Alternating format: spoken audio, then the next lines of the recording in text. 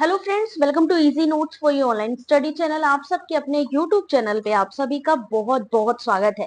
Friends, यहाँ पर आज आपके सामने यूजीसी नेट पेपर 1 के इम्पोर्टेंट और एक्सपेक्टेड क्वेश्चंस को सॉल्व करने वाले हैं।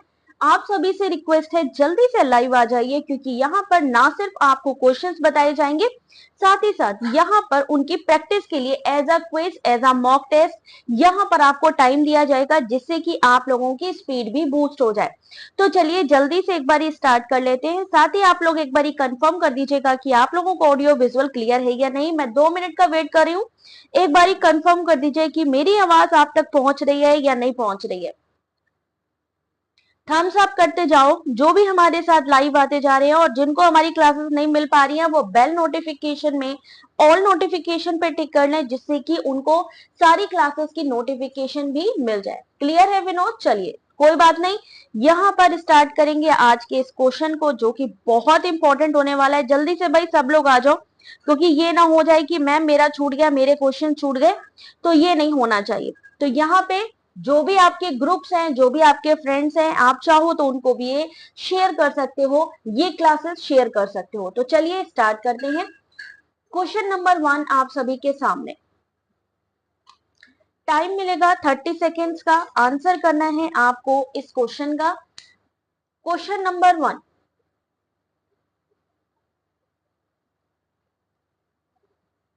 इनमें से कौन सा उपकरण आमतौर पर अतुल्यकालिक अंतःक्रिया, मैं टाइम स्टार्ट कर रही हूं, या अनसिंक्रोनाइज इंटरेक्शन के लिए उपयोग किया जाता है? क्वेश्चन नंबर 1,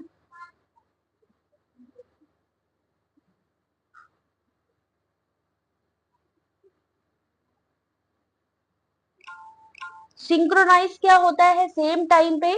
असिंक्रोनाइज यानी जो चीज सेम टाइम पे नहीं हो। अपने जितने भी ग्रुप्स हैं, अपने फ्रेंड्स व सर्कल में आप लोग शेयर कर सकते हो इस क्लास की लिंक को। तो क्वेश्चन नंबर 1, जो सेम टाइम पे क्या बोला इन्होंने? Which among them is the tool generally use for asynchronous interaction? तो क्वेश्चन नंबर 1 सही आंसर बिल्कुल सही है, option number A, email. Email, मान लीजिए हमने आपको अभी कोई मेल करी है, जरूरी नहीं है और आप उसी सेम टाइम पर उसको रिसीव करो या उसका फीडबैक प्रोवाइड करो। तो असिंक्रोनाइज जब हम कोई चीज सेम टाइम पे नहीं करते हैं, सेम टाइम पे हमने मैसेज को रिसीव या कम्युनिकेशन नहीं किया है, तो वो असिंक्रोनाइज हो जाएगा। क्वेश्चन नंबर 2, क्वेश्चन को पढ़ते जाइए, आंसर करते जाइए।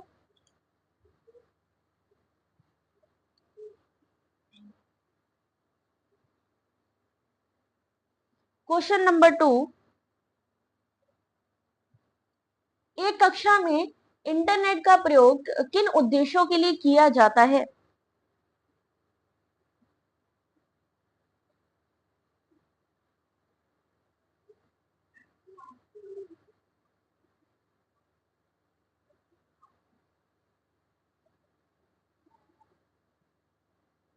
देखो टाइम ज्यादा बचा नहीं है, जुलाई है, अगले महीने से एग्जाम है।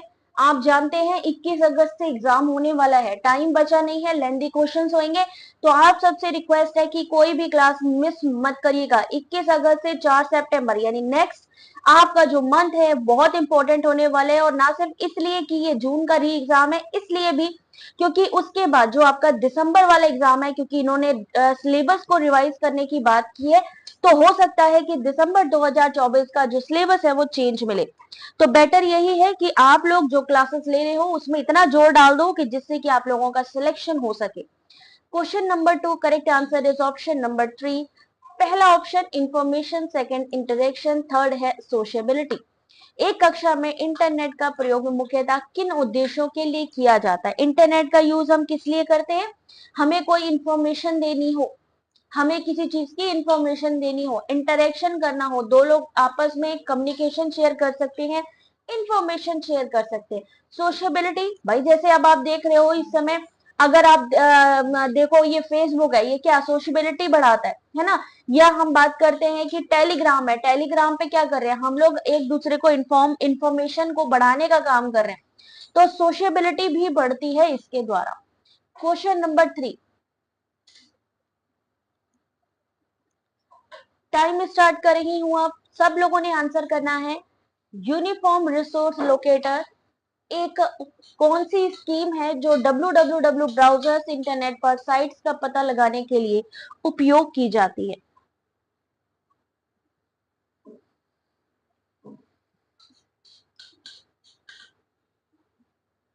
Addressing option number A, option number B tagging, option number C data management, option number D ranking.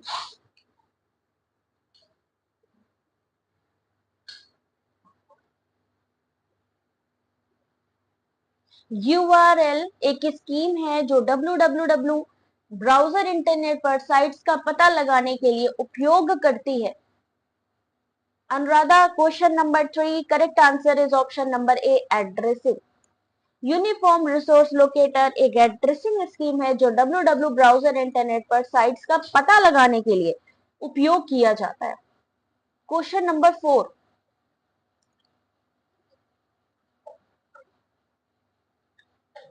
Time start कर रही हूं अब। निम्नलिखित में से कौन सा मुफ्त इंसाइक्लोपीडिया है जिसे उसका उपयोग करने वाले लोगों ने आपस में ही मिलकर तैयार किया है?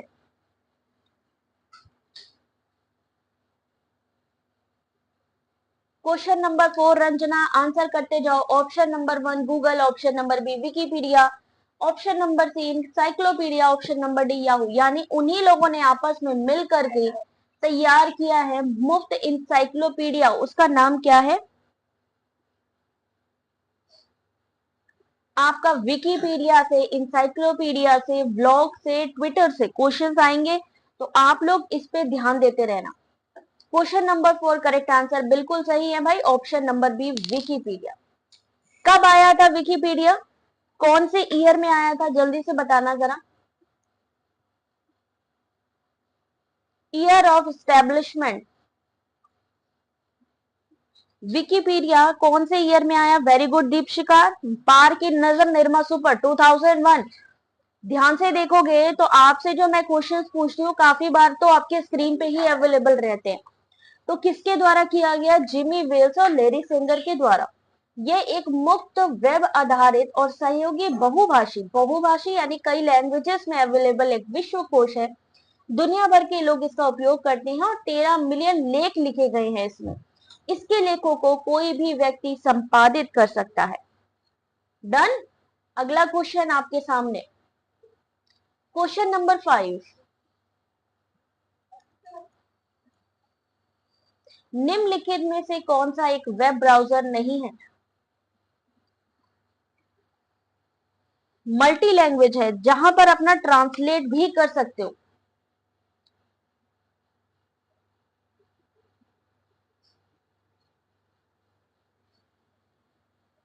कौन सा? विकीपीडिया। अच्छा, इस क्वेश्चन का सही आंसर, इनमें से कौन सा एक वेब ब्राउजर नहीं है?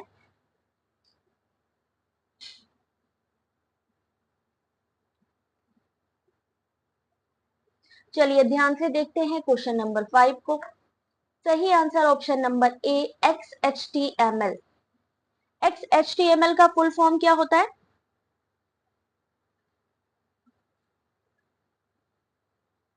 XHTML का फुल फॉर्म,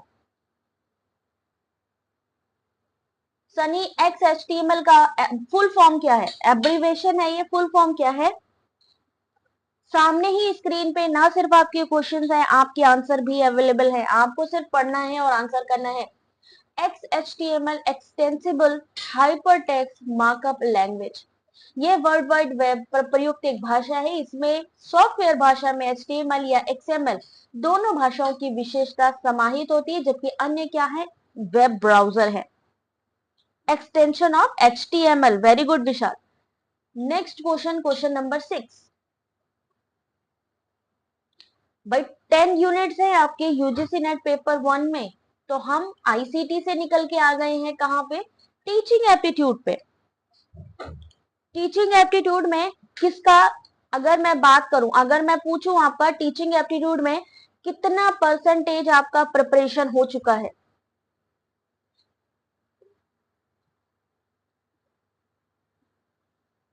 किशोरों पर कर्ड लेविन के क्षेत्र सिद्धांत के संबंध में कौन सा कथन है? दो दुनियाओं के बीच एक किशोर एक सीमांत व्यक्ति है। कर्ट लेविन के अनुसार किसी व्यक्ति का व्यवहार उसके पर्यावरण के साथ व्यक्ति की अनन्य क्रिया का परिणाम है।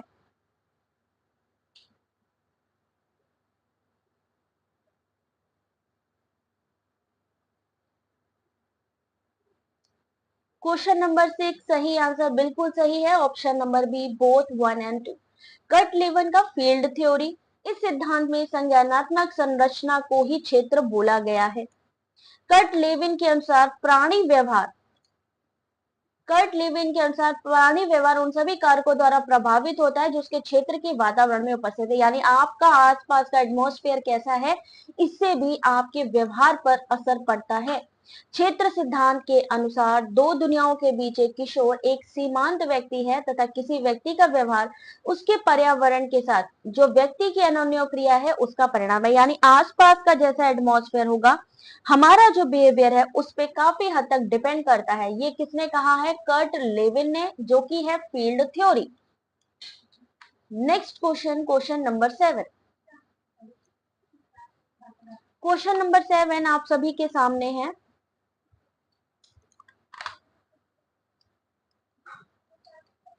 आंसर करना शुरू करेंगे, टाइम स्टार्ट हो रहा है अब। चलिए क्वेश्चन का आंसर करिए। किस प्रकार की शिक्षण विधि में शिक्षक की भूमिका व्यापक होती है और छात्र की भूमिका केवल आज्ञाकारी तक ही सीमित होती है? Question number 7।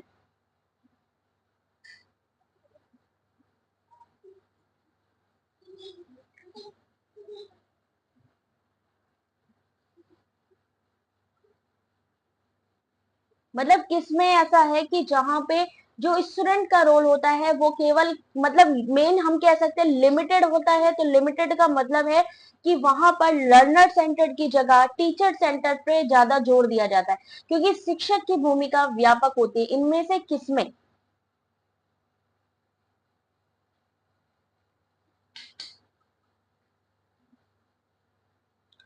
Question number 7 Rohit answer करते चलो। क्वेश्चन नंबर 7 सही आंसर बिल्कुल सही है, कमांड मेथड, निर्देश। निर्देश कौन देगा? टीचर देगा। तो यहाँ पे निर्देश विधि शिक्षा की वो पद्धति है जिसमें शिक्षक की भूमिका व्यापक और छात्र की भूमिका केवल आज्ञाकारिता तक ही सीमित होती है। स्वामी विवेकानंद जी ने शिक्षा दर्शन में गुरु को काफी महत्वपूर्ण बताया और उन्होंने शिक्षा ग्रहण करने के लिए छात्रों को गुरु के गृह में रहकर उनके आदेश का आज्ञा पालन करते हुए शिक्षा प्राप्त करने के लिए कहा था। किसने कहा था?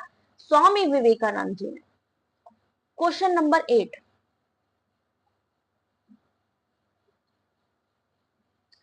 टाइम स्टार्ट कर रही हूं, अब आंसर करना है आपने।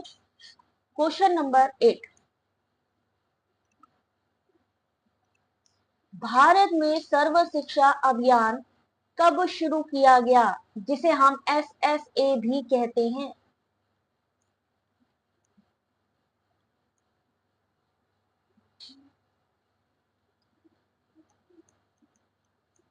जल्दी से इस क्वेश्चन का आंसर बताएंगे।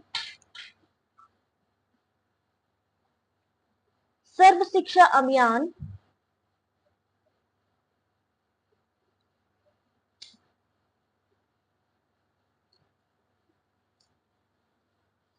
करेक्ट आंसर है question number 8 option number C 2001। Sarva Shiksha Bharat सरकार का एक प्रमुख कार्यक्रम है जिसे 2001 में प्रारंभिक शिक्षा के सार्वभौमिकरण को प्राप्त करने के लिए शुरू किया गया था। 2001 क्लासेस विद बीआरएम सर 2001 बिल्कुल correct answer. Question number 9 answer करना है जल्दी से इस रीजनिंग के क्वेश्चन का। क्वेश्चन है कि कौन सी एक संख्या अन्य सभी संख्याओं से मेल नहीं खाती? Question number 9।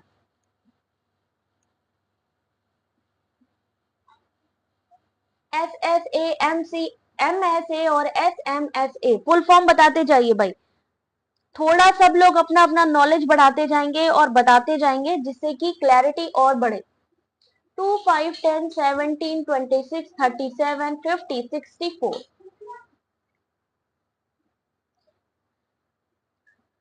Which of the following number does not belong to the same category?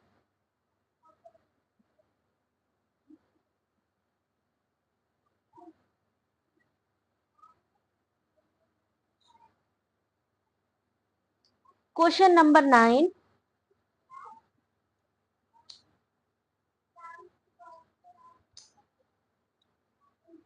Correct answer is question number 9 option number D 64। कौन इसमें शामिल नहीं है 64? क्यों?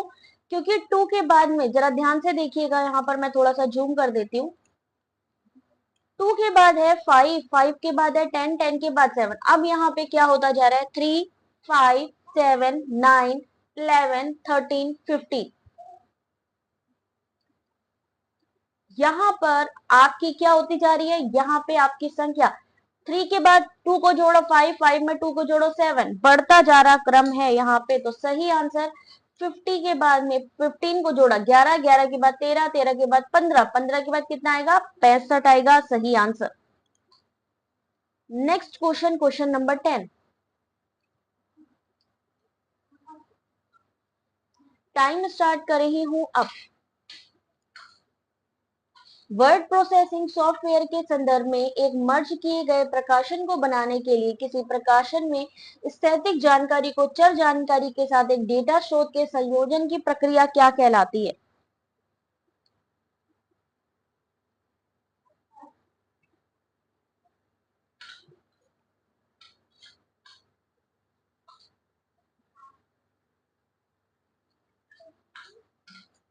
मार्जिन क्या चीज होती है? मेल मर्ज क्या है? डेटा सोर्सिंग और मर्ज सॉर्ट।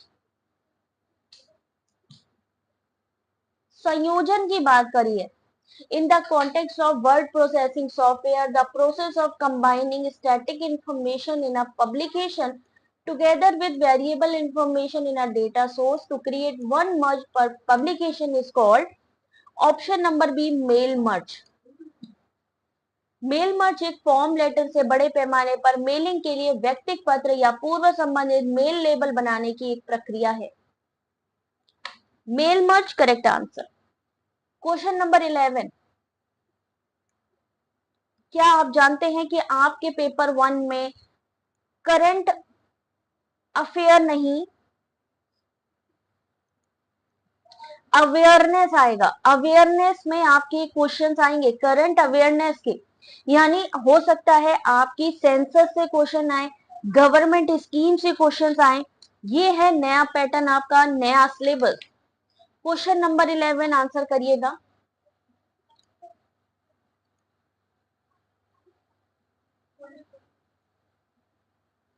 2011 के अनुसार इनमें से कौन सा विकल्प साक्षरता को घटते क्रम में दर्शाता है?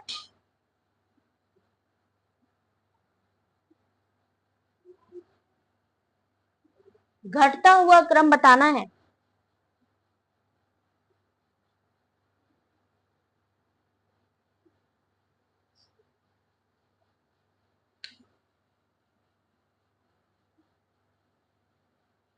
लेट्स सी आंसर करेक्ट क्या है। Question number 11 option number B. जनगणना के अनुसार सर्वोच्च साक्षरता का जो क्रम है वो क्या है आपका? केरल, लक्षद्वीप, मिजोरम, गोवा और त्रिपुरा। केरल 94% आपका, लक्षद्वीप आपका 91.85, मिजोरम 91.33, गोवा 88.70 और त्रिपुरा 87.22। करेक्ट आंसर KLM, बिल्कुल सही, option number B. Question number 12।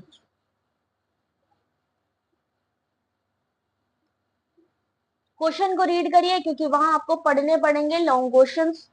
Random access memory RAM के लिए इनमें से कौन सी चीज ट्रू है?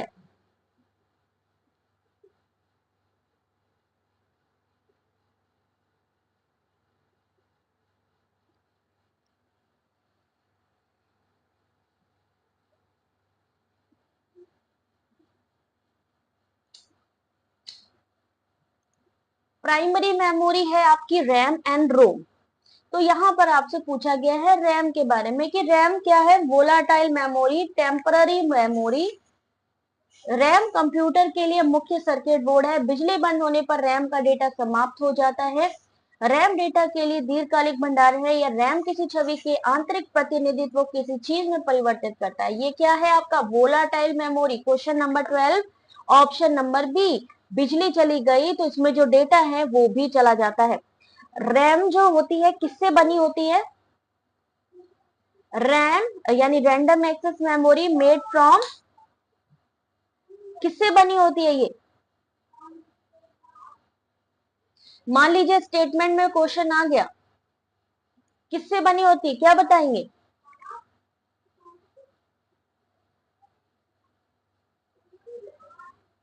रैंडम एक्सेस मेमोरी सिलिकॉन से बनी है, एक मेमोरी चिप जिसमें डेटा और प्रोग्राम अस्थायी या टेम्पररी रूप में स्टोर होते हैं। इन डेटा या प्रोग्राम का प्रयोग सीपीयू के द्वारा प्रोसेसिंग के दौरान किया जाता है। अस्थायी रूप से डेटा को स्टोर करने के लिए रैम को अस्थायी मेमोरी कहते हैं। और जैसे ही लाइट चली जाती है वैसे ही इसका डेटा भी चला जाता है, तो वो कैसी मेमोरी है? वोलाटाइल मेमोरी है, short term memory. Question number 30, तभी इसको बार बार सेव करना पड़ता है, जो भी काम करो सेव करते चलो। Question number 30, correct answer is choose the correct alternative from the given ones which will complete the number series. यानी यहाँ पर आपको नंबर सीरीज को कंप्लीट करना है, बताना है कि इसके बाद में क्या आएगा। प्रीति 25, 100, 225, 400, फिर फिल इन द ब्लैंक्स आ गया, फिर 900। सुरभि ने कहा है ऑप्शन नंबर बी। सही है कि गलत? शनाया डी। और बताइए जल्दी, क्वेश्चन कोशिश करिए क्योंकि रीजनिंग के क्वेश्चंस तो आएंगे ही आएंगे। Saeed B, Deepshikha B. इसमें से कितने लोग तुक्के लगा रहे हैं, कितने लोग सच में सॉल्यूशन निकाल के कर रहे हैं? अभी पता लग जाएगा। 13 का सही आंसर है डी। देखो मैंने कहा था कर रहे हो, तुक्के लगा रहे हो। 25 का 5 का स्क्वायर हो गया प्लस 5 हो गया, 10 का स्क्वायर, या हम कहे 15, 10 में 5 जोड़ दो, 5 में 5, 2 में फिर 5, 25 हो गया। जोड़ते जाओगे, आगे बढ़ाते जाओगे स्क्वायर के हिसाब से। यानी अगर इस तरीके से करना है तो इस तरीके से भी कर। 5 का स्क्वायर 25, 10 का स्क्वायर 100, 15 का आपका 225, 5 5 5 बढ़ता जा रहा है, इंक्रीज होता जा रहा है। तो सही आंसर क्या है आपका? स्क्वायर वाला सवाल बिल्कुल सही। यहाँ पे यही चीज देखनी है कि किस वजह से। सबसे पहले क्या बोला जाता है कि जब भी ऐसे क्वेश्चन सॉल्व करें तो उनके बीच का गैप देख लीजिए कि हाँ कितना हमारे सामने गैप आ रहा है। गैप समझोगे तो आगे की चीजें समझ में आ जाएंगी। जहां 25 लिखा है, 25 के बाद 225, आपको तुरंत समझना चाहिए कि यहाँ पे जरूर स्क्वायर किया गया है। सेम चीज यहाँ पे आपके सामने है ना, तो चीजें पकड़िए। 25, 625 यानी 25 का स्क्वायर। क्वेश्चन नंबर 14, ओ भाई क्वेश्चन नंबर 14 का तो आंसर ही इसी में दे दिया मैंने। चलो भाई कोई बात नहीं, आंसर देख लो पहले। सुलेमान ने 1900 में एक वस्तु खरीदी और उसे 10% पे बेच दिया। जब हम किसी चीज को खरीदते हैं, मान लीजिए उसकी कीमत है 100 रुपए, हमने माना जाएगा, हर चीज को हम असम्पशंस लेके चलेंगे कि वो 100 रुपए की है, ठीक है। अगर हमने उसको हानि पे बेचा तो 100 में से हम क्या करेंगे, 10 को माइनस करेंगे, कितना बचेगा, 90। अगर हम उसको कहेंगे कि वृद्धि होना, तो 100 में जितने की भी वृद्धि होगी, मान लो 20 है तो 20 की वृद्धि, 10 की है तो 10 की वृद्धि, कितना हो जाएगा, 110। तो ऐसे ही हम जब हानि और लाभ को निकालते हैं तो ऐसे वाले क्वेश्चंस को देखते हैं। तो क्वेश्चन क्या है कि सुलेमान ने 1900 से कोई चीज खरीदी, मान लो टीवी खरीद लिया 9800 का, 10% छूट पर विक्रय मूल्य, अगर उसे 10% हानि पर उसे बेच दिया, उसने 9800 में यानी 9800 में उसने खरीदा, बेचा कितने में, 10% की हानि में। 10% की हानि यानी 100 में 10 को माइनस करेंगे, कितना बचेगा, 90। 9800 का 90% निकालेंगे, 8820। फिर उन्होंने कहा जो राशि प्राप्त हुई, अब ध्यान देने वाली बात क्या है कि राशि हमें कितनी प्राप्त हुई, 8820। कभी कभी प्राप्त राशि बोल देते हैं, कभी कभी कहते हैं मेन जो आपकी प्राइस थी उससे बताइए। तो जब हमारी प्राप्त राशि है 8820, उसमें हमें 10% का लाभ, तो क्या करेंगे, 100 में 10 को जोड़ दिया, 110। 8820 का जो प्राप्त हुई राशि उसका 110% निकालेंगे, कितना बना, 9702। अब इन्होंने पूछा उसका कुल लाभ या हानि कितना है, तो क्या होगा 98। इस क्वेश्चन का आंसर यानी लॉस हो रहा है। सीधी सी बात है, 9800 था, 9800 से 97 रह गया, तो लॉस है कि नहीं लॉस है? ये वाला क्वेश्चन सबको समझ में आ गया। अगर हमें जो है उसको बढ़ाना है आपका, मान लीजिए इंक्रीमेंट या लाभ की बात करेंगे तो प्लस हो जाएगा 100 में।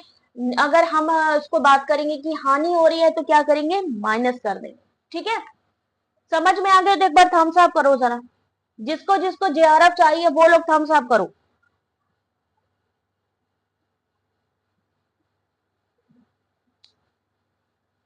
जल्दी जल्दी थम्स अप। किसको किसको जेआरएफ चाहिए, या सिर्फ कुछ लोग ऐसे हैं कि एग्जाम देने जा रही हैं बस, और उनको कोई मतलब नहीं है कि सिलेक्शन हो या नहीं? ऐसा नहीं करना है ना, अपने को तो काम करना है, फायदा क्या फिर? चाहिए ना, कितनी मेहनत की जरूरत पड़ेगी? कहते हैं ना, हाउ वॉज द जोश।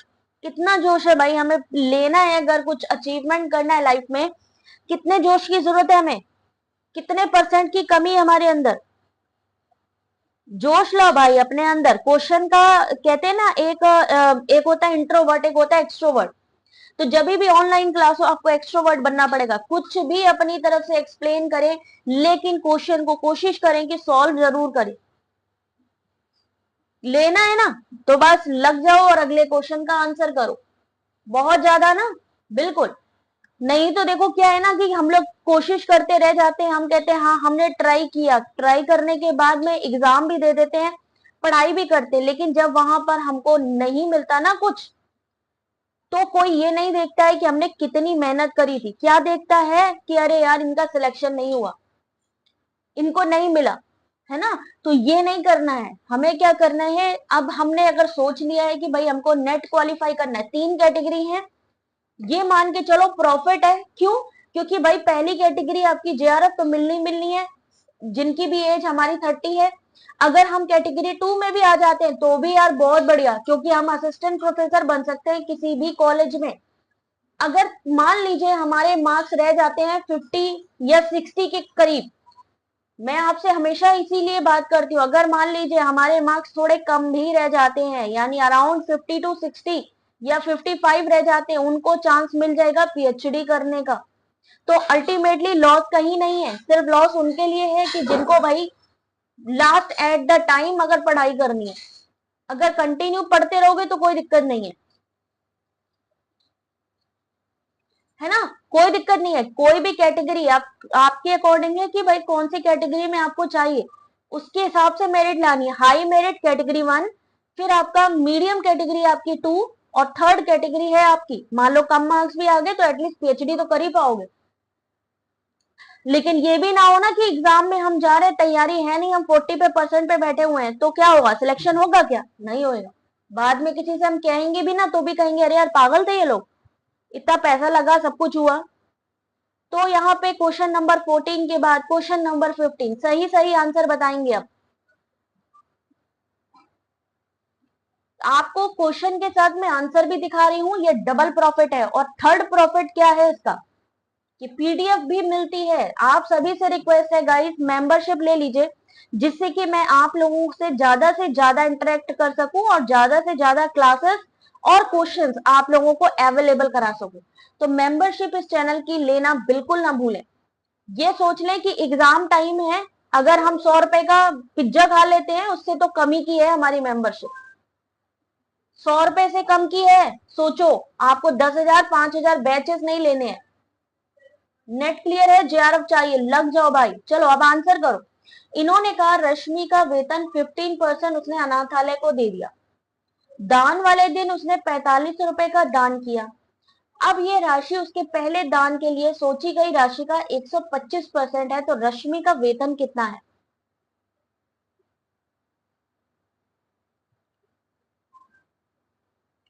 जेबा ने कहा है ऑप्शन नंबर ए। कैसे सॉल्व करेंगे, सही आंसर है 24,000।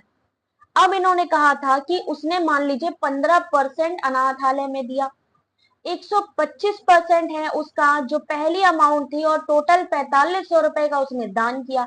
अब जब ऐसी संख्या हो जाए तो आपने क्या करना है, सीधा पलट दो। किस लिए? क्योंकि इसमें क्रॉस मल्टीप्लीकेशन होता है। 4500 का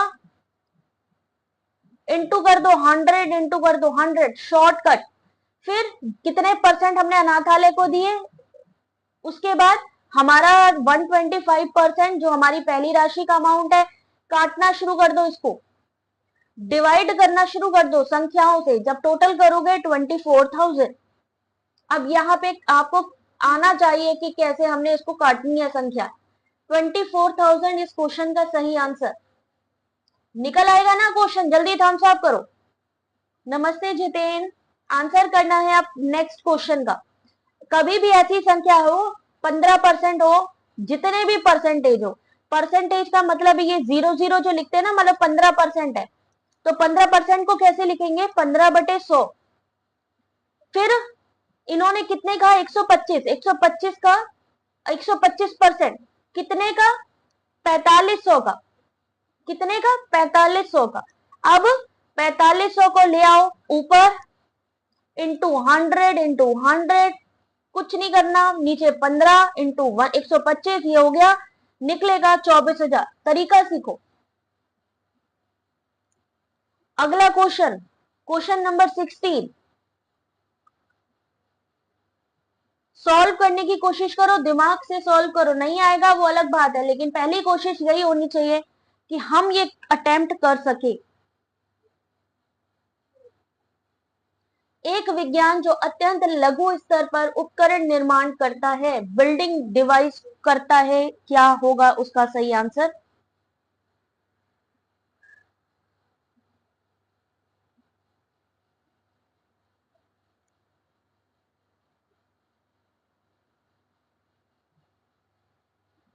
सबसे लघु स्तर, अत्यंत शॉर्ट में या स्मॉल स्केल?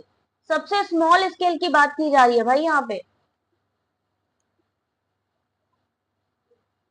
16 का सही आंसर ऑप्शन नंबर ए, नैनो टेक्नोलॉजी।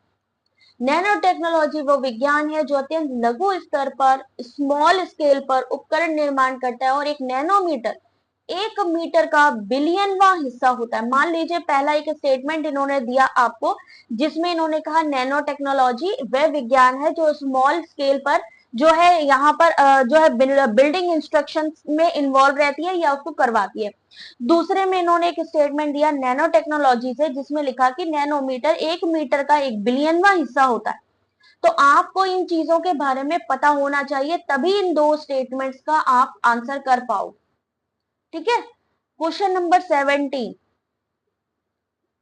कौन सी यूनिट का क्वेश्चन है, जरा जल्दी से बताना, देखे किसको किसको यूनिट वाइज तैयारी हो रही है। Programme instruction is based on the theory of, बस डन डनाडन करते हुए क्वेश्चन को पढ़ते हुए आंसर करना है। यूनिट बतानी है, कौन सी यूनिट से है ये। यही मौका है, सिलेबस चेंज होने से पहले, कुछ भी होने से पहले, अगर मान लो निगेटिव मार्किंग हो जाए, हमें नहीं पता भाई आने वाले टाइम में क्या हो जाए, तो अभी इतना जोर लगा दो। Teaching aptitude, very good job. Teaching aptitude unit 1 का ये क्वेश्चन है, और सही आंसर क्या होगा? प्रोग्राम इंस्ट्रक्शन किसके सिद्धांत पर आधारित है? क्वेश्चन नंबर 17 सही आंसर है C, Skinner, B F Skinner correct answer. ठीक है, B F Skinner. Albert Bandura ने कौन सा सिद्धांत दिया था? बंडूरा ने कौन सा सिद्धांत दिया था? ब्लूम का क्या था? उसके अलावा पावलोव ने कौन सा दिया? जीन पियाजे ने क्या किया? उनकी कौन सी थ्योरी थी? नाम बताते जाइए जरा सा। I am good Kanika, answer करो बेटा यहाँ पे।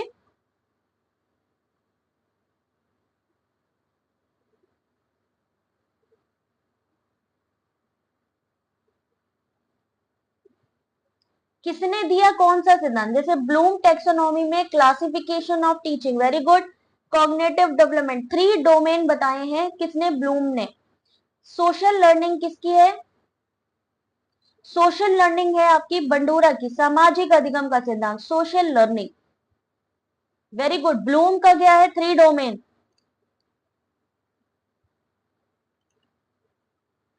कॉग्निटिव पे काम किया है इन्होंने, थ्री डोमेन है कॉग्निटिव पे, लेकिन इन्होंने ज्यादा ध्यान दिया है और वो आपकी नेशनल एजुकेशन पॉलिसी में है। पॉवलोव ने कौन सा दिया है? और जीन पियाजे। बीएफ स्किनर को कौन सा? बोबो doll experiment, Bandura. Very good. Operant conditioning, Skinner. Operant conditioning, Skinner, बिल्कुल सही। ये क्या चीज है मालूम है? लर्निंग मॉडल्स हैं ये, लर्निंग मॉडल। जीन पियाजे, नैतिक विकास का सिद्धांत, जीन पियाजे, नैतिक विकास का सिद्धांत। Moral development. अच्छा, पावलोव रह गया हमारा भाई। पावलोव ने क्या किया? Pavlov classical conditioning. Very good job. Classical conditioning, ठीक है। अब मान लीजिए आपसे पूछा जाए पावलोव ने कौन सी कंडीशनिंग दी है, स्किनर ने कौन सी कंडीशनिंग दी है, तो आपको पता लगेगा ऑपरेंट कंडीशनिंग और क्लासिकल कंडीशन, यहां से आ जाएगा क्वेश्चन। जीन पियाजे ने कौन से स्टेप्स बताए हैं, वहां से आ जाएगा। ब्लूम की थ्योरी, बंडूरा, ये सारी चीजें आपके सामने आ जाएंगे, ठीक है ना। तो ऐसे ही आपने एक काम करना है आज, आप गूगल बाबा को थोड़ा सा जगा लेना और गूगल बाबा से कहना कि जितनी भी लर्निंग मॉडल्स है, वैसे तो सारी पीडीएफ हमारे जो है टेलीग्राम पे है, लेकिन फिर भी आप एक बार लर्निंग मॉडल्स को क्या करना, चेक कर लेना। कहां पे जाके? इमेज में जाके। इमेज जब आप देखोगे ना, तो जो दिखता है वो बिकता वाली स्टोरी हो जाएगी, यानी चीजें और क्लियर हो जाएंगी। मॉरल डेवलपमेंट पियाजे। चलो अगले क्वेश्चन पे चलते हैं, क्वेश्चन नंबर 18। ये किसकी स्टेजेस हैं जरा बताना। कौन शैशव काल के मनोवैज्ञानिक संकट से संबंधित है?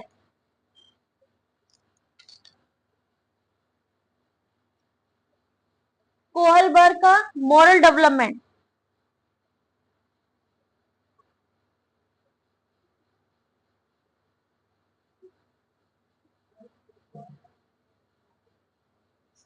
ये किसकी स्टेजेस बताई गई हैं? ये भी एग्जाम में पूछा गया क्वेश्चन है, मैं बता दूं आप लोगों को। एरिक्सन की स्टेजेस।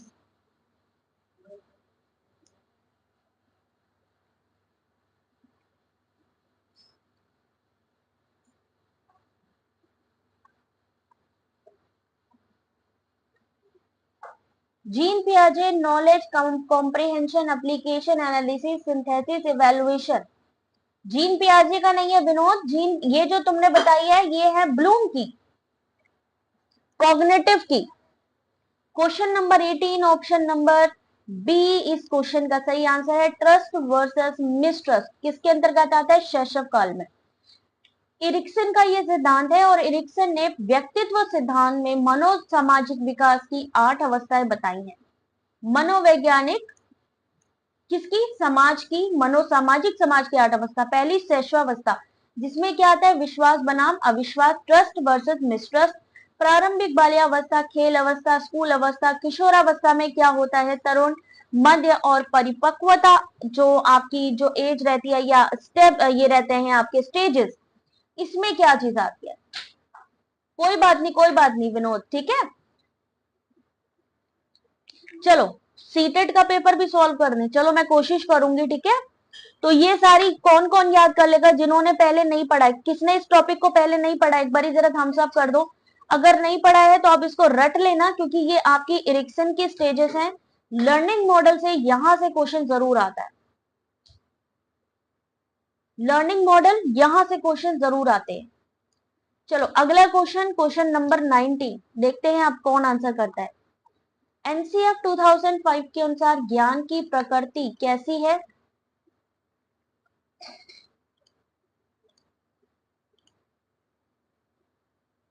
नहीं, अभी पेपर 2 के तो मैं क्वेश्चन पेपर्स में करवाऊंगी, ठीक है। प्रीवियस ईयर क्वेश्चन पेपर कुछ सब्जेक्ट्स के मैं करवाऊंगी, बाकी मेनली हमारा पेपर 1 रहता है। जुल्फी और रुद्र ने कहा है ऑप्शन नंबर ए, सही है कि नहीं? एनसीएफ 2005, एनसीएफ का फुल फॉर्म क्या होता है?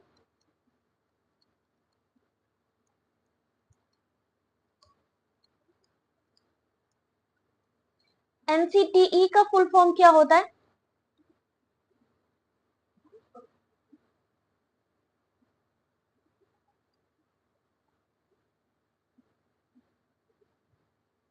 होम साइंस की previous year question paper class जरूर मैं लाऊंगी, ठीक है? क्वेश्चन पेपर का एटलीस्ट जो लेटेस्ट है वो मैं आपको प्रोवाइड कर दूंगी। नेशनल काउंसिल फ्रेमवर्क, और बताओ।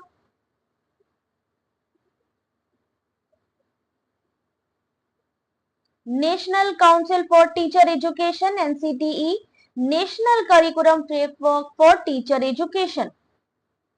सब बताते चलो, क्योंकि जब आप लिखोगे ना किसी चीज को, तीन चीजों से ज्यादा नॉलेज बढ़ती है। जब हम किसी चीज को राइट करते हैं, जब हम किसी चीज को क्या करते हैं, लिसन यानी सुनते हैं किसी चीज को, फिर हम किसी चीज को सी यानी कि देखते हैं।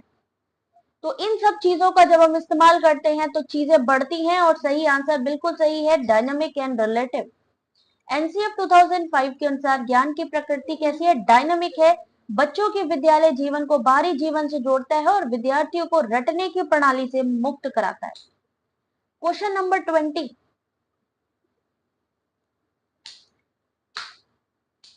क्वेश्चन नंबर 20 आंसर करिए। नेशनल करिकुलम फ्रेमवर्क है आपका एनसीएफ। अपने अधिगमकर्ताओं की बेहतरी के लिए निम्न में से किन विषयों पर आप बल देंगे? Which of the following subject will you lay emphasis on for the betterment of your learners?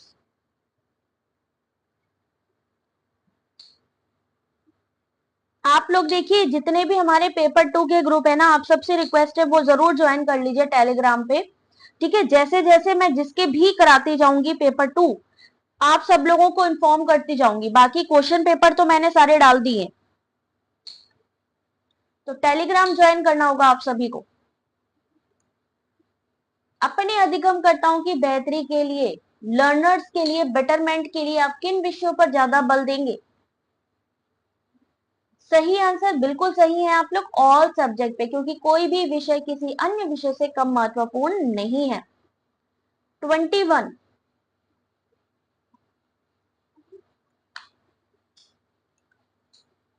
ऐसे ही आपसे मैचिंग में क्वेश्चन आता है। अलग अलग रिसर्च के संस्थान पूछे जाते हैं, रिसर्च इंस्टीट्यूट पूछे जाते हैं और उनकी लोकेशन पूछी जाती है।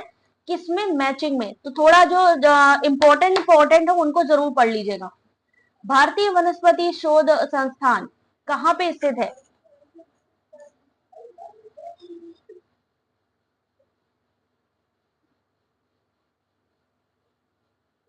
यूजीसी का मुख्यालय कहाँ पे है?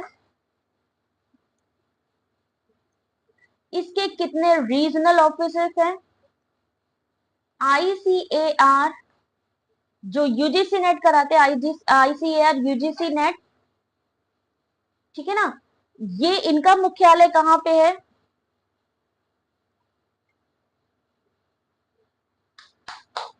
जल्दी से आंसर करना जरा। दिल्ली में है यूजीसी का, बहुत खूब रंजना, दिल्ली में।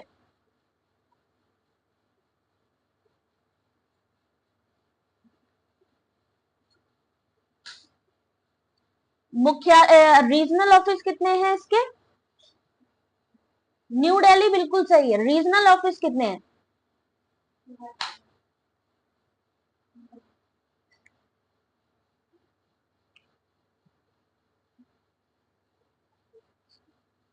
यूजीसी के रीजनल ऑफिस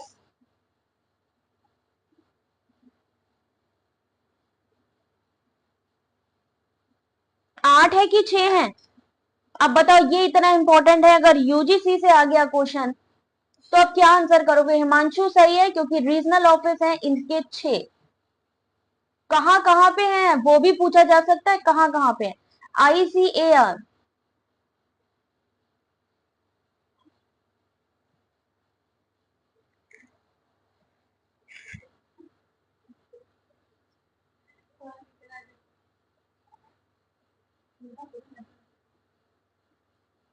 ICAR जो यूजीसी नेट आपका, ये भी आपका न्यू दिल्ली में है, इसका मुख्यालय भी कहाँ है, न्यू दिल्ली में ही है, ठीक है ना। तो यहां पर अब आंसर करिए, पता है ना। चलो क्वेश्चन नंबर नेक्स्ट आपका 21, सही आंसर है ऑप्शन नंबर सी, वाराणसी। भारतीय वनस्पति शोध संस्थान कहाँ पे स्थित है, वाराणसी में स्थित है। इसकी स्थापना 1999 में की गई थी। Next question, question number 22। ये वाला क्वेश्चन मोस्टली आज क्वेश्चन है, क्योंकि बार बार यहां से क्वेश्चन आता है। कहां से, या तो यूट्रोफिकेशन से या बायोमैग्निफिकेशन से। क्वेश्चन नंबर 22 आंसर करिए, ये कंफर्म आपके पास आएगा ही आएगा।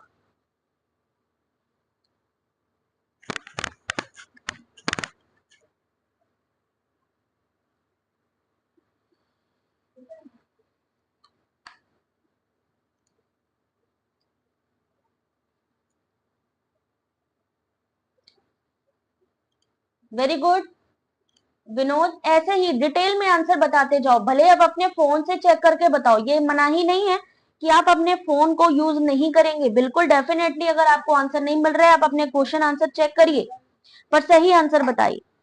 22 का सही answer option number B, biomagnification, जिसे हम जैव आवर्धन भी कहते हैं। इसका मतलब उस प्रवृत्ति से है जिसमें प्रदूषक जैसे जैसे एक पोषण स्तर से दूसरे पोषण स्तर पर जाते हैं, उनका सांद्रण बढ़ता है। इस प्रकार जैव आवर्धन में आहार श्रृंखला की एक कड़ी से अगली कड़ी में प्रदूषकों का सांद्रण बढ़ जाता है। बायो मैग्निफिकेशन, यूट्रोफिकेशन जो पोषक से भरी हुई चीजें हों, जो पोषक से, जैसे झील, पोषक तत्व जिसमें ज्यादा हो उसे कहा जाएगा यूट्रोफिकेशन। अगला क्वेश्चन आपका क्वेश्चन नंबर 23।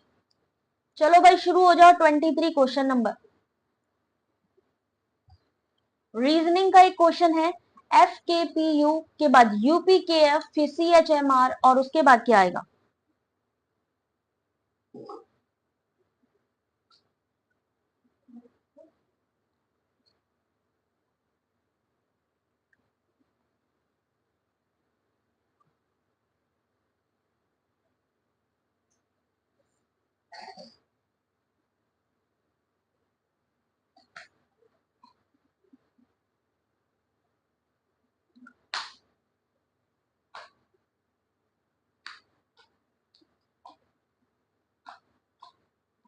चलो भाई, यहां पे इसके बाद इस वाले क्वेश्चन का जो सही आंसर है, question number 23, correct answer is option number A, XSNI। F के बाद यू, पी के बाद के बाद पी, पी के यू एफ, यानी विपरीत चल रहे हैं। विपरीत यानी अल्फाबेटिकली विपरीत चल रहा है, यानी अगर मान लीजिए ए बी सी है तो वहां से क्या चल रहा है हमारा, जेड वाई एक्स, विपरीत क्रम में चलते हुए सही आंसर निकलेगा ऑप्शन नंबर ए, इनवर्स अल्फाबेट, बिल्कुल रिवर्स में जाएगा।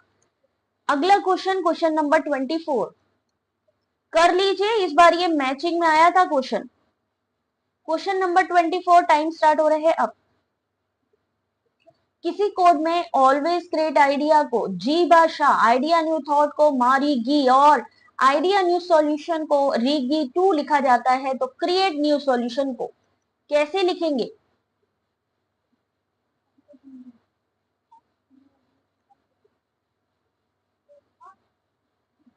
दीपशिका क्वेश्चन नंबर तो लिखो, पता कैसे चलेगा किसका आंसर दिया है। 24 का सही आंसर,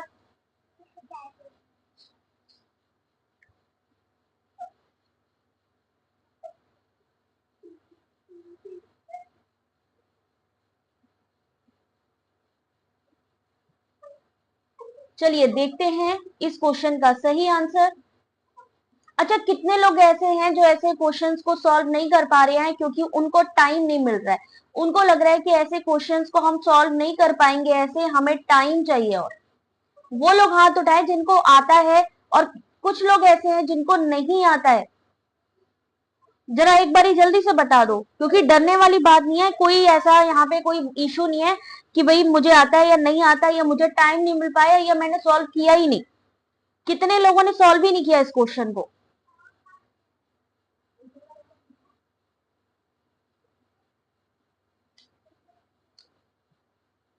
न्यू सॉल्यूशन का आंसर तो आपको इतने से ही मिल जाएगा जहां आइडिया न्यू सॉल्यूशन लिखा हुआ है।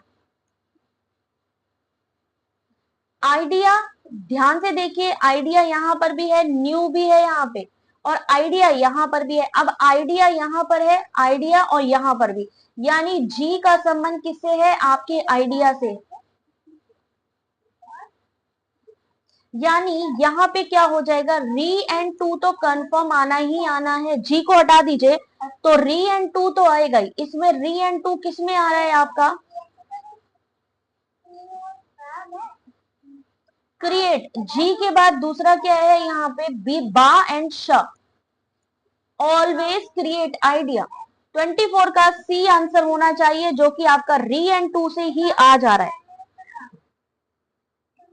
नेक्स्ट क्वेश्चन 25, फायरवॉल से संबंधित 25 का क्वेश्चन नंबर, आंसर करिए, टाइम स्टार्ट हो रहा है अब।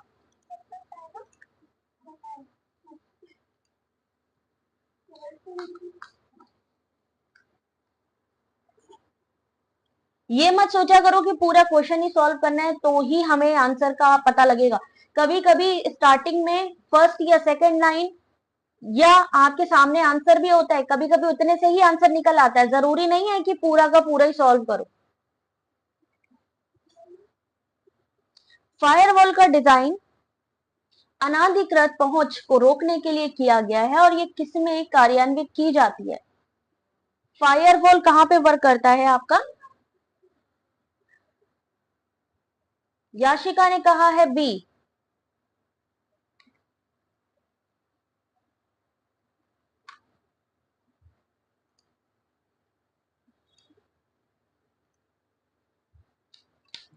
और सही आंसर इस क्वेश्चन का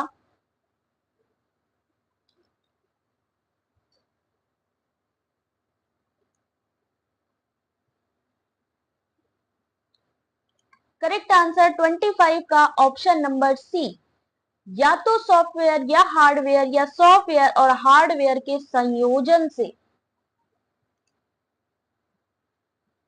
इस क्वेश्चन का सही answer option number C. Question number, firewall क्या है? कि सिक्योरिटी सिस्टम है, कंप्यूटर में किसी भी प्रकार के वायरस या मालवेयर से बचाता है।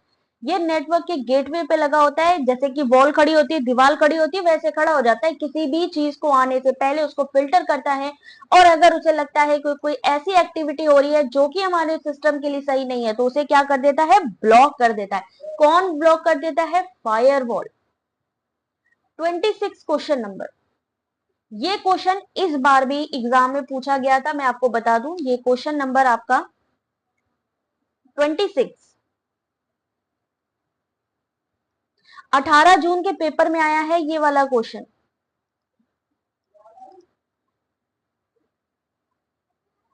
आंसर करिए इस क्वेश्चन का, वह यंत्र जो कि डिजिटल सिग्नलों को एनालॉग सिग्नल में परिवर्तित कर सकता है, उसे हम क्या कहेंगे?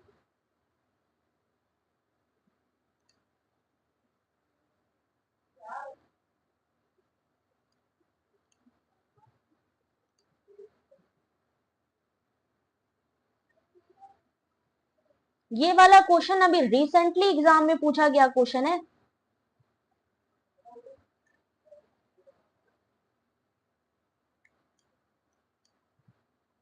चलिए देखते हैं इस क्वेश्चन का सही आंसर, जल्दी जल्दी जवाब दीजिए। 26 क्वेश्चन नंबर सही आंसर है बी, यानी मॉडम। अब मॉडम से जुड़े हुआ स्टेटमेंट वाला क्वेश्चन ना आए ऐसा तो पॉसिबल ही नहीं है, तो मॉडम को थोड़ा सा मैं यहां पर जूम कर दे रही हूं जिससे कि आप लोग इसको पढ़ सको।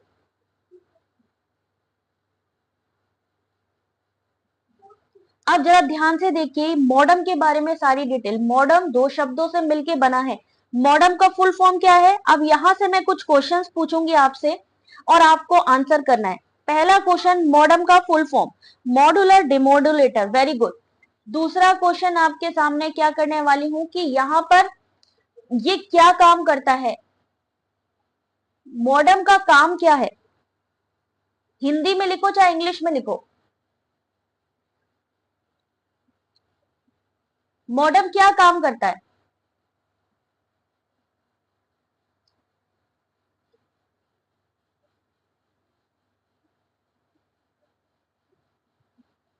ये क्या करता है?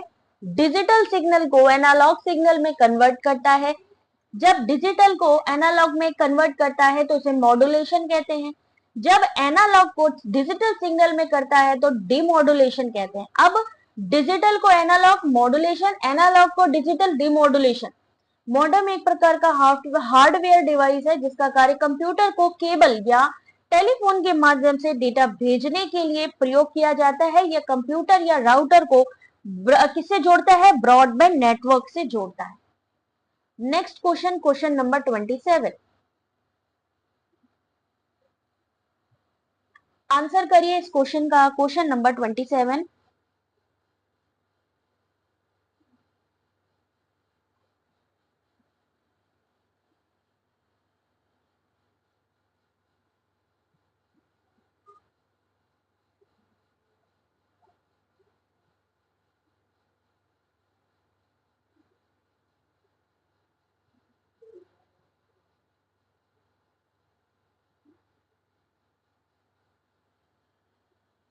चलिए, इस क्वेश्चन का सही आंसर क्वेश्चन नंबर 27, क्योंकि ये स्टेटमेंट में दे सकते हैं कि मॉड्यूलेटर किसको कहते हैं, डिमॉड्यूलेटर किस में आता है ना। तो 27 का सही आंसर ऑप्शन नंबर ए, वेबसाइट पर जाने सॉफ्टवेयर के, ब्राउजर वेबसाइट पर जाने के लिए एक सॉफ्टवेयर है, बिल्कुल सही आंसर। 28 क्वेश्चन नंबर,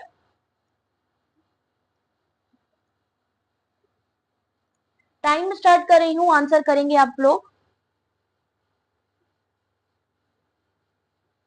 वाईफाई का फुल फॉर्म।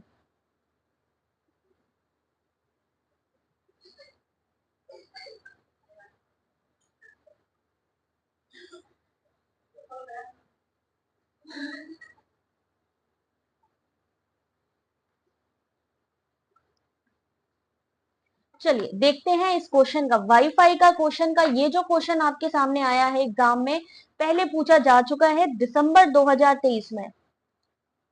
ठीक है, तो ऐसे ही क्वेश्चंस आते हैं। तो सही आंसर है 28 का option number C, wireless fidelity. Wifi wireless fidelity एक ऐसी टेक्निक है जिसमें कि नेटवर्क कनेक्टिविटी को देने के लिए रेडियो वेव का इस्तेमाल किया जाता है। इसमें हॉटस्पॉट या वाईफाई राउटर के जरिए वायरलेस सिग्नल को ट्रांसमिट किया जाता है। इसकी फ्रीक्वेंसी कितनी रहती है? 2.4 गीगाहर्ट्ज से लेकर 5 गीगाहर्ट्ज के बीच में। दो तरीके के क्वेश्चन आते हैं, एक तो पूछा जाता है जो आपकी ब्लूटूथ है, जो ब्लूटूथ है उसकी फ्रीक्वेंसी कितनी रहती है, यानी उसका रेंज कितना रहता है। दूसरा वाईफाई का कितना रहता है, वाईफाई का फुल फॉर्म या उसकी फ्रीक्वेंसी या उसका रेंज कितना रहता है।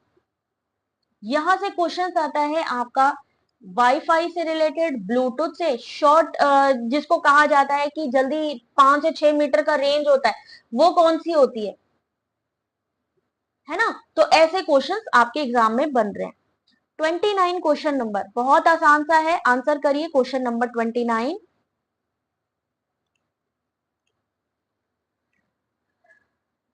In which of the following type of e-learning student cannot proceed at their own pace? Bluetooth short range, बिल्कुल सही है। ब्लूटूथ की फ्रीक्वेंसी का क्या रहता है, कितने मीटर तक की ब्लूटूथ कवर किया जा सकता है, उसकी रेंज कितनी होती है ब्लूटूथ की।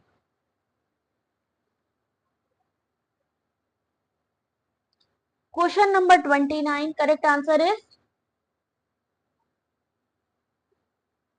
100 मीटर होती है ब्लूटूथ की। तन में 100 मीटर तो बिल्कुल भी नहीं होती, ब्लूटूथ 100 मीटर काम ही नहीं करेगा। 29, option number D, virtual classroom. किस प्रकार की ई लर्निंग में विद्यार्थी अपनी स्वयं की गति से आगे नहीं बढ़ सकता। अगर मान लीजिए एक क्वेश्चन का आपने आंसर दे दिया और आप दूसरा क्वेश्चन देखना चाहते हैं, क्या देख पाएंगे? नहीं, क्योंकि उसको जब तक मैं आगे स्लाइड नहीं बढ़ाऊंगी तब तक आप नहीं देख सकते हो। इसलिए वर्चुअल क्लासरूम में इंटरनेट संबंधित मुद्दे आते हैं, टेक्निक, यानी कि मान लीजिए अगर टेक्निकल कोई इश्यू आ जाता है, बाहरी विकर्षण, बाहरी चुनौतियां भी रहती हैं, मान लीजिए आप काम कर रहे हैं और किसी रीजन से आप काम नहीं कर पा रहे हैं, ये सारी क्या है, बाधाएं हैं, बैरियर्स हैं, किसमें आपकी आ रही है, ई लर्निंग में आ रही है। ठीक है, नेक्स्ट क्वेश्चन, क्वेश्चन नंबर 30।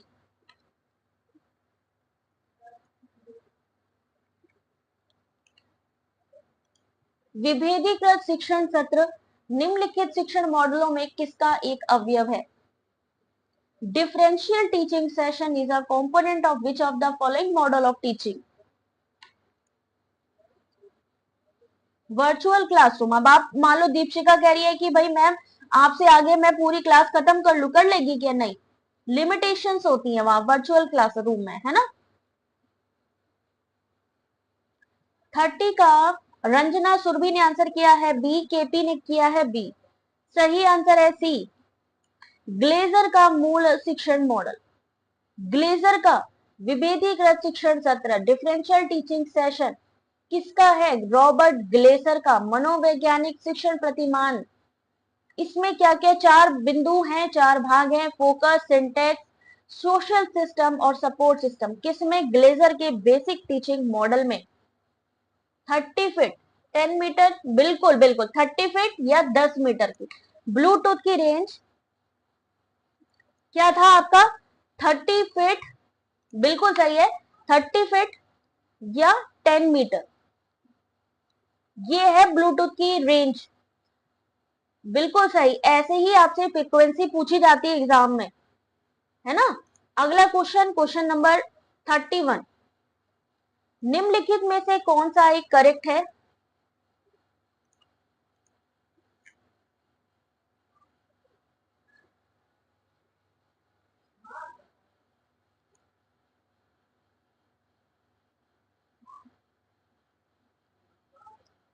इनमें से कौन सा करेक्ट सीक्वेंस है?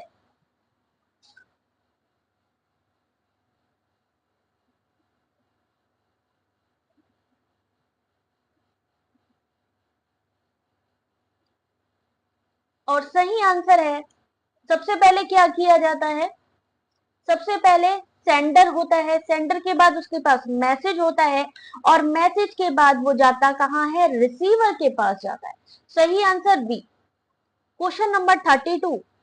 चलो भाई लास्ट क्वेश्चन है, बहुत आसान सा है, आंसर करिएगा जरा। एक दुकानदार ने 20%, 10%, 5% की छूट दी। छूट का मतलब क्या मैंने बताया था? हमने मान लिया कि 100 रुपए है, 100 रुपए में से माइनस कर दो 20 को, कितना बचा? 80। दूसरे में 10% की 10, कितना बचा? 90। फिर 100 में 5% की छूट दी, यानी कितना बचा? 95। एक ग्राहक ने एक वस्तु 342 में खरीदी, जब उसको इतनी छूट मिल गई, तो वस्तु पर अंकित मूल्य कितना है?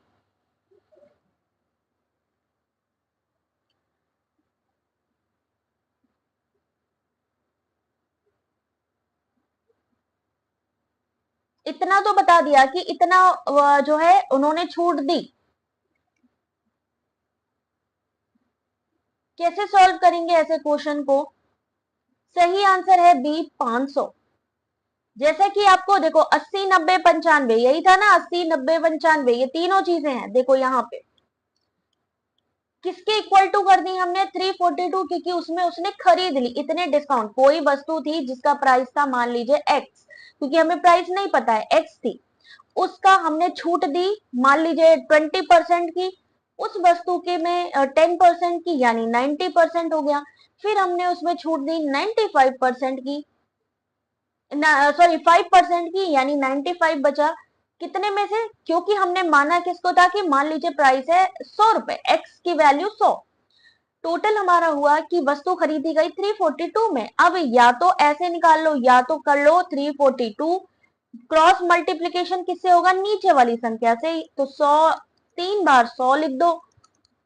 अब डिवाइड करना रह जाएगा, इसको डिवाइड करने के लिए एक जीरो यहां से हटा दो, एक जीरो यहां से हटा दो, एक यहां से हटा दो, एक यहां से हटा दो, और जल्दी से सॉल्व कर लो। 8995 डिवाइड कर सकते हो, जितना ज्यादा सिंप्लीफाई कर सकते हो उसको करोगे, और लास्ट में जो आंसर निकलेगा वो कितना निकलेगा? 500। तुक्का लगाया था, कोई बात नहीं, लगा सकते हो, अभी निगेटिव मार्किंग नहीं है। लेकिन ये नहीं हो कि हर क्वेश्चन में तुक्का लगे, कुछ क्वेश्चंस आने भी चाहिए। अब जरा वो लोग अपने अपने हैंड्स अप कर लो जिनको भी ये पीडीएफ चाहिए, क्योंकि यहाँ पर आपके 32 क्वेश्चंस कंप्लीट हो गए हैं, ठीक है, जो कि इंपॉर्टेंट एमसीक्यूज थे आपके यूजीसी नेट पेपर 1 के। किसको किसको चाहिए, जल्दी से वीडियो को एक बार लाइक करना है, अपने ग्रुप में शेयर करना है, अपने फ्रेंड्स में शेयर करना है और ऐड करना है ज्यादा से ज्यादा लोगों को, क्योंकि ये आपका ही चैनल है, आप सभी के लिए। दूसरी चीज, आप सभी से रिक्वेस्ट है कि देखिए यहाँ पर जो क्लासेस होती हैं उसकी कोई फीस नहीं है, लेकिन आप लोगों से रिक्वेस्ट है कि आप लोग मेंबरशिप लेके सपोर्ट जरूर करिए। और लास्ट में जाने से पहले फीडबैक जरूर दीजिए कि यहाँ पर आपको जो क्लासेस मिल रही हैं वो कैसी मिल रही हैं, आपको पीडीएफ मिल रहे हैं नहीं मिल रहे हैं, सारी चीजें आप लोगों को। तो टेलीग्राम ज्वाइन कर लो, व्हाट्सएप ज्वाइन कर लो, जहां पर मैं ये शेयर करूंगी। और आप सबसे रिक्वेस्ट है कि सपोर्ट कीजिए, क्योंकि बिना सपोर्ट के, कहते नहीं है बिना पेट्रोल के गाड़ी नहीं चलती है, सेम वैसे ही बिना अगर भाई नहीं होगा हमारे पास फाइनेंस उतना, तो हम क्लासेस भी उतना कंटिन्यू नहीं कर पाएंगे। तो आप सबसे रिक्वेस्ट है ज्यादा से ज्यादा मेंबरशिप लीजिए, क्योंकि बहुत कम रेंज की है, कोई ऐसा नहीं है कि बहुत ज्यादा प्राइसेस हैं। तो सपोर्ट बनता है, आप सभी से रिक्वेस्ट है। मिलते हैं आपसे नेक्स्ट क्लास में, तब तक के लिए अपना ध्यान रखें। Take care, God bless you.